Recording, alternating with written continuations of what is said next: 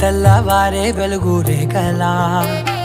పచ్చ పచ్చ పచ్చి మట్టి బొమ్మలా అల్లి బిల్లి వెన్న పాల నురగలా అచ్చ తెలుగు ఇంటి పూల కొమ్మలా దేవదేవుడే పంపగా ఇలా దేవతే మా ఇంట అడుగే పెట్టెనంట బ్రహ్మ కళ్ళలో కాంతులే